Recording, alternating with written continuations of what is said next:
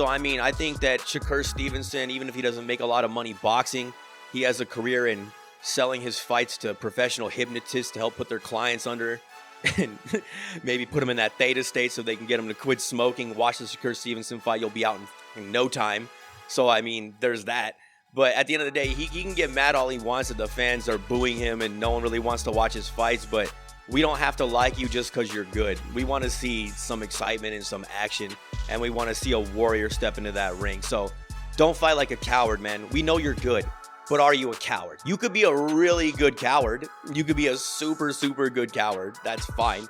I mean, he's athletic. You know what I mean? He's got crazy reaction times. His reflexes are off the charts. So if you're that gifted and, you know what I mean, you have the ability to fight like a coward and win, you could do that. But is that really what you want your legacy to be? I'm not saying to be irresponsible or frivolous or just let people beat you down. Absolutely not. And I mean, if you go in there and you start trying to make it a fight and the guy starts winning, fighting his way, I mean, go back to that if that's what you need to pull off the W. But just give people a flash that you have that in you. That's why we like Terrence Crawford. That's why we like Jaron Boots Enos. That's why we like Teofimo Lopez. And, you know what I mean? Like, they even Gervonta Davis, like, you know, he's got that dog in him. He didn't really show it too much against, what's his face? What was that dude's name? Oh, Roach. Yeah. He didn't really show it too much against Roach. He kind of showed a diva side of him, more or less. But normally he gets in there and he finds a way to win. And I think he'll do that in the rematch as well. So I'm not putting down Gervonta too much on that. It wasn't a good look, but he has a chance to get it back. But again, so I would like to hear from both sides. I would like to hear from the Stevenson fans.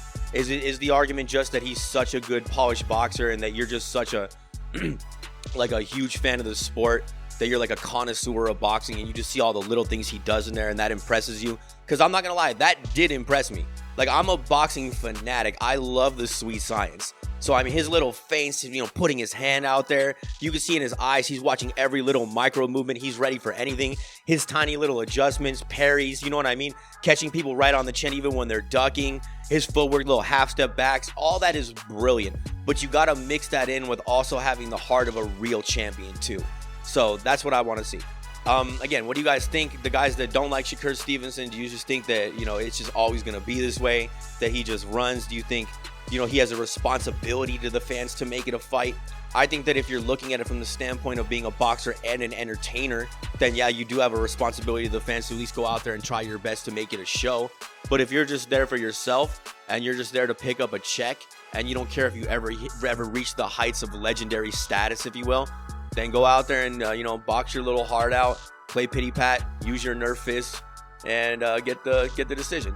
But I actually think that Shakur Stevenson, if he pressed a little harder, because like I said, I think he has more pop than people give him credit for, because he lands so flush and he's so sharp and he catches you off guard and he lands so clean, that makes up for a lot of natural concussive power that he doesn't have.